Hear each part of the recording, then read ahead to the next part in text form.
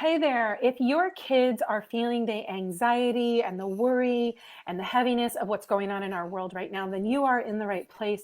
Today I'm talking to my friend and colleague, Jennifer Bronswick. Jennifer is a um, licensed clinical social worker. Yes, did I get that Mhm. right? All right. Exactly. But she's also trained specifically she's certified in child and adolescent anxiety treatment. She's a professional, people. This is not just like some feel good shit that she's going to tell you today. She's going to actually teach you tools to help you anxiety proof your kids. As you know, if you've been following along, every day I have been doing a different interview with an expert that I know or somebody that is in my world that I can bring to you for a tool. And Jennifer has a whole wonderful program. And if you follow her, you're going to get so much information about how to anxiety proof your kiddos and yourself along the way. So I'm going to turn it over to Jennifer and say thank you for being here. Thank you so much for having me. I am honored for the invitation, and I can't wait to share about anxiety proofing. And when I talk about anxiety proof, people are like, what? You can't anxiety proof? Like, you can't get rid of that. And that's exactly right. You cannot get rid of anxiety. You cannot get rid of fear. What you can do is you can put boundaries around those fears so that you're able to move forward in whatever way that looks like right now. So prior to, like pre-corona, call it that, I would often say, okay, we're going to anxiety proof so we can get out there. We're going to get out into the world. We're going to live our lives. We're going to show up for school. We're going to sleep in our own beds. We're going to try new foods, all these things that make kids and ourselves feel a little anxious because anxiety comes when something is uncertain and when we don't feel comfortable. So, those are the two things that we're always looking for where anxiety pops up.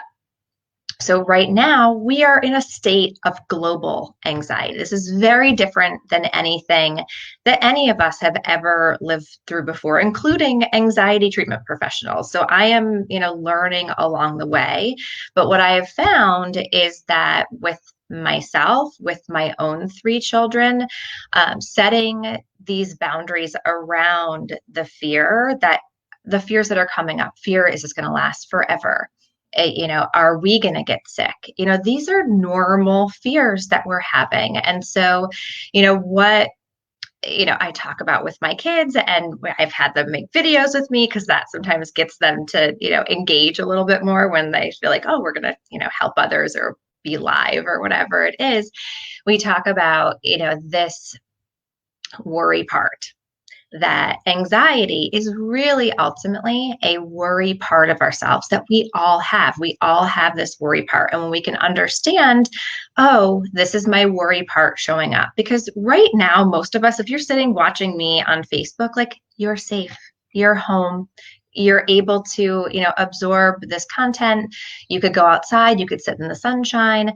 Like in this moment, there is nothing to be afraid of. And so when you start to feel that anxiety, and there's also nothing to be afraid of, we can label it and say, oh, there that is, there's my worry part. And so we do that a lot. Like if someone's and everybody's anxiety looks different. So my anxiety is I get really quiet. Some people, they get angry, they lash out, they need space, they cry. There's no right way to feel anxious. So I think, I just want to normalize it for everybody that we're all feeling this. The main thing I wanted to talk about and teach during this episode, which is a tool that I use all the time, and I prefer it's called surrogate tapping. So I don't necessarily have my children do tapping or EFT with me, but I will tap and I will envision them also. But if they're watching me, then they're getting the benefit. So I love that about using tapping as one of these anxiety proofing tools because tapping, it speaks the fear. So we're not hiding from fear. We're not running from fear. We're not trying to get rid of fear. Like that's never going to be on my treatment plan. Like get rid of fear. No, like I will help you become more resilient. I will help you recognize that that is just fear and that this is how we talk back to fear. This is what we do when fear shows up. So What's happening is we're all anxious. When we are anxious, our breath gets very shallow.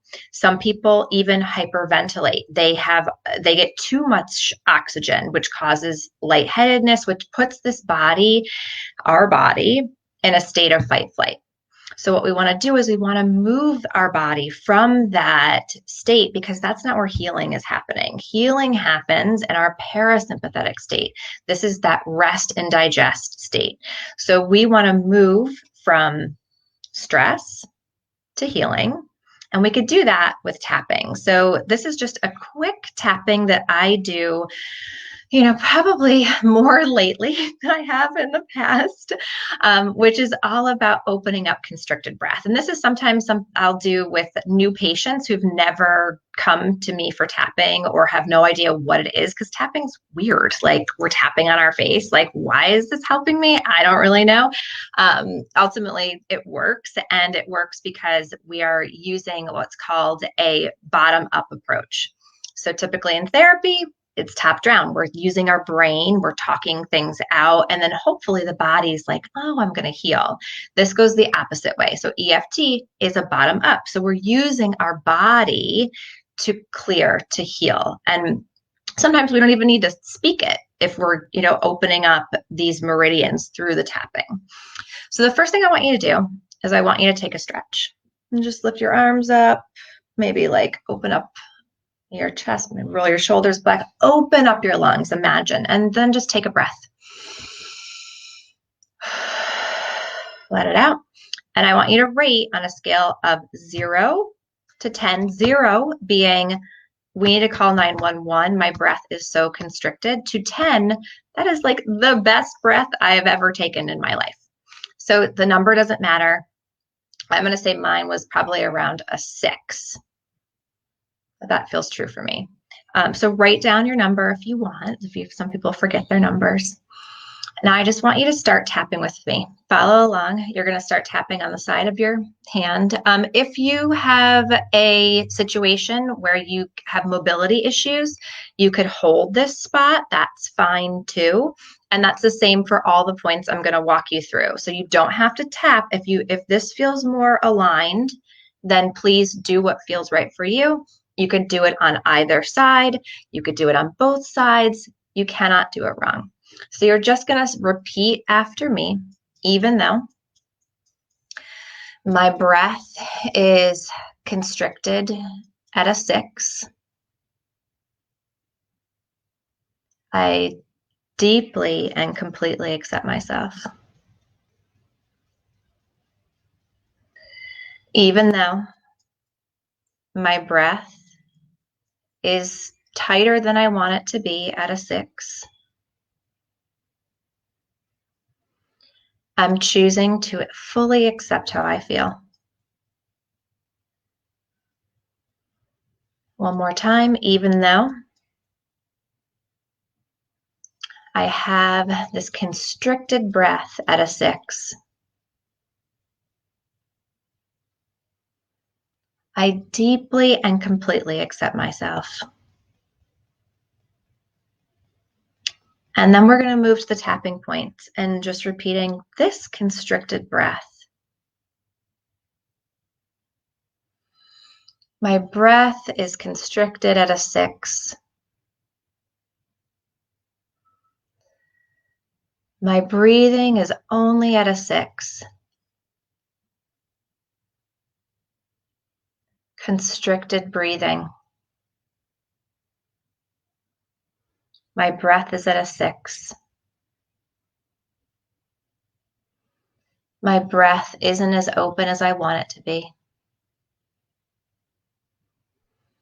Collarbone here. My breath is tight. And then under the arm, my breath is tight. And now we're going to move to the 9 gamut. And I don't want you to speak anything. You can just tap along. So you can start tapping in between the pinky and the ring finger down the center right there. So just start tapping along there and just keep tapping. And then you can move over to the thumb point, which is on the outside of the finger. I don't know, can you see it right there? Start tapping there. And then close your eyes. Open your eyes. Look hard down to the right. Back up. Look hard down to the left. Back up. Do a full 360 circle with your eyes. And then back the other way. And then hum a tune. Count to 5. 1, 2, 3, 4, 5. And then hum again. And then keep tapping through the other fingers. Pinky. And then back to the back of your hand. And then stop. And then take another deep breath in.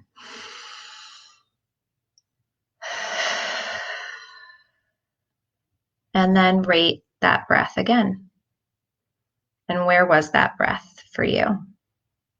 And there's no right or wrong answer. And you can keep tapping until you feel like, okay, like that's good enough.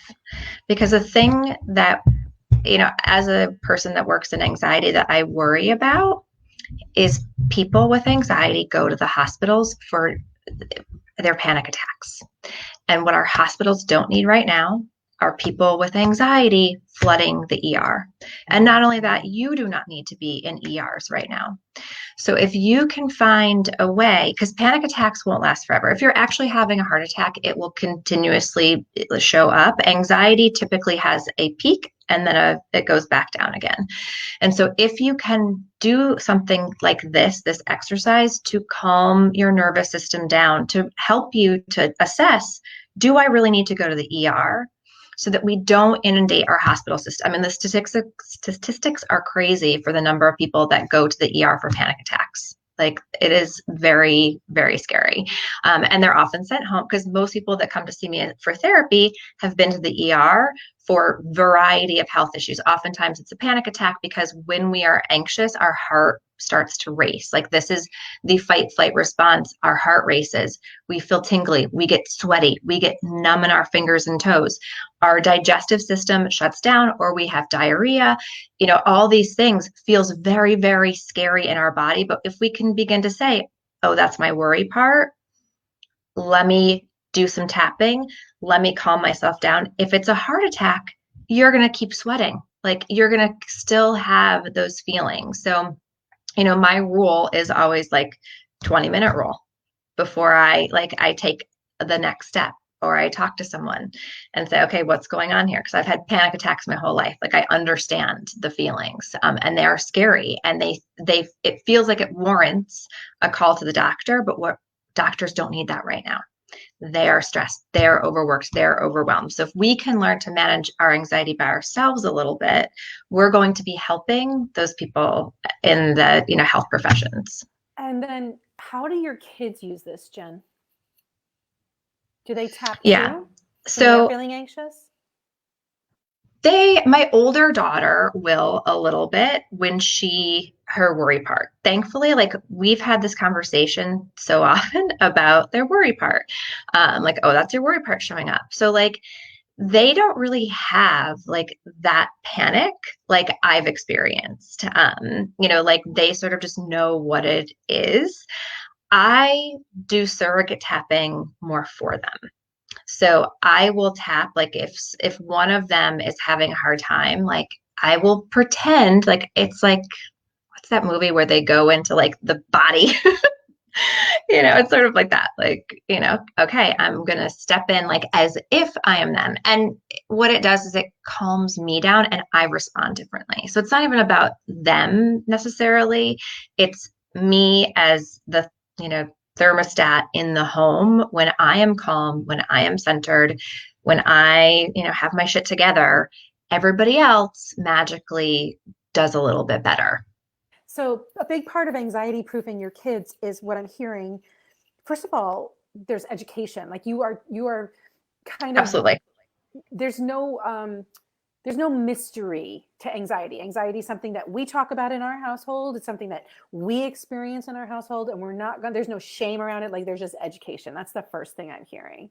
The Yes. second thing I'm hearing is that the girls feel that you're a safe place to talk to about their anxiety. So they understand it, and then they have a resource. That's the second thing. So a way to anxiety proof your kids is to say, you can come to me when you're feeling anxious, and then I have this tool, and I can either teach you the tool or I can do the tool for you. But the big takeaway is, when mom and dad are anxious, everybody's more anxious, right? So this is really like, it starts with you anxiety proofing yourself, and then it helps you anxiety proof your kids. Exactly. Yeah. No, a lot of what I do is this, what I teach in like my first session with people is I educate them about what is this thing. Because most people, like, it's this big, scary thing. And when you see what it is, it's just how our brain and body communicates that something is uncertain or uncomfortable. You know, it takes away that fear. And the other thing is, there's no judgment. Like, I have anxiety, right? Like, I feel anxious. Like, we don't have to say, there's something wrong with me. Like I just have anxiety, right? Like, and so this just takes away the shame of it to make it easier to talk about. Yeah. So, and that's why I love the language of a worry part, because I believe that we all have many parts of us. We have, we're daughters, we're wives, we're children, we're happy, we're sad, we're angry. There isn't this one aspect that makes us us. And if we can say, oh, like, that's just one part of us, we're going to pull out that worry part, and we're going to talk back to it, and we're going to know what this is, and we're not going to listen to it. It's going to be like, whatever worry part. So they kind of like that. Like, it gets a little fun. And then, like, as parents, we can get mad at the worry part. Like, stop pushing my kid around. Like, we're sick of this. But everybody's different. Like, you can blame the worry part, right? Like, just totally. Yeah. Like, yeah. Yeah. So you're never mad at the kid. Jack used to have this book back in the day called The Worry. Oh my God, I can't believe. But it's like what you're talking about. And they had in the children's book, they had a worry, like a little guy that was on your shoulder, and so it was like he had an image of what it really looked like for him on his shoulder, and when he felt worried and he could smash it in his mind, right? Like, I could just smash the worry. Like, it wasn't like a worry monster, but I can't remember what it was now. Anyway, Jennifer, you are such a wonderful resource for people who have this overwhelm and the worry and the anxiety, and really kind of leveling that for especially moms. That's who you really specialize in working with. How can people learn more about you? I know you will have some free offerings that are very generous. So how can people connect with you? Sure. So my website, which is www.themindfulfamily.com. I have, from there, you can find my Facebook page. You can friend me on Facebook. I post a lot of stuff on my personal page. And I'm hosting next week, it's starting a free 2-week, it's called the Anxiety Proof Kids Family Challenge. And it is a combination of videos with me teaching, but also my kids are getting in on the fun and talking about their worry parts and what they do. And so it's a lot of stuff that you probably already know, but sometimes we just need reminders. Yeah, like, sometimes it's like, just like, be mindful. Like, what does that mean? Use EFT. And so it's these daily quick, 5-10 minute videos with, I give exercises and the keynotes. So if you don't want to watch the video, you can just get the, bullet point. Wow, that's awesome. What is, so on Facebook, are you at Jennifer Bronswick? Yeah, I think so. Okay. I think it is Jennifer Bronswick. Okay, I will post that in here. Hey, Yeah. Thank you, my friend. It was so nice to talk to you. Thank you. It's so nice to catch I up know, with I missed you too. But I really Do it appreciate your again. time and expertise. We should just do it again. Got more to say. Yeah, I'm sure you do. Thank you so much. I'll talk to you soon. Bye, Jen. Bye.